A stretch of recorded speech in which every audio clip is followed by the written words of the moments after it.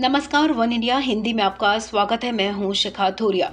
मणिपुर में अगले साल विधानसभा चुनाव होने हैं, ऐसे में सभी पार्टियां तैयारियों में जुट गई हैं।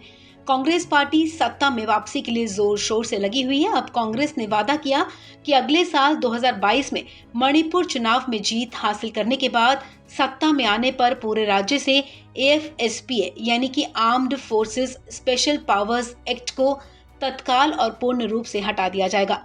लेकिन तब तक कांग्रेस ने सत्तारूढ़ बीजेपी और मुख्यमंत्री एन बीरेन सिंह से पीएम मोदी और केंद्र पर कानून को तत्काल हटाने के लिए दबाव बनाने की बात कही है।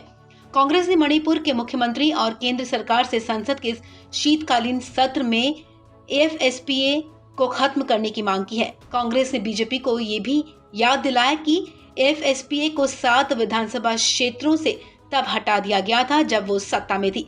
पार्टी ने घोषणा की कि अगर कांग्रेस 2022 में सत्ता में वापसी करती है तो पहली कैबिनेट की बैठक में पूरे राज्य से ये कानून तत्काल और पूर्ण रूप से हटा दिया जाएगा।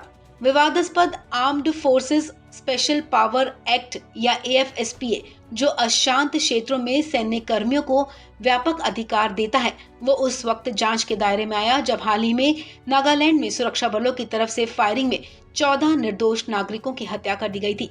आपको बता दें, नागालैंड के मौन जिले में सेना की तरफ से चलाए गए एक नाकाम अभियान में 14 में से 6 लोग मारे गए थे। लेकिन इस फायरिंग में लोगों के मारे जाने के बाद वहां सुरक्षा कर्मी और स्थानीय लोगों के बीच हिंसा भड़क गई थी। जवाबी संघर्ष में 7 और लोग मारे गए थे।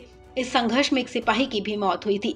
नागालैंड पुलिस के द्वारा दायर मर्डर केस में शामिल सैनिकों को भी नामजद किया गया था। इन हत्याओं की व्यापक रूप से निंदा की गई थी और नागालैंड के मुख्यमंत्री निफ्यू रियो और मेघालय में उनके समकक्ष कॉनराड संगमा समेत कई लोगों ने AFSPA कानून को खत्म करने की मांग की है। नागालैंड के मुख्यमंत्री निफ्यू रियो ने कहा था कि ये कानून हमारे देश की छवि को खराब कर रहा है। इस खबर में फिलहाल इतना ही। तमाम अपडेट्स के लिए आप बने रहें वन इंडिया हिंदी के साथ।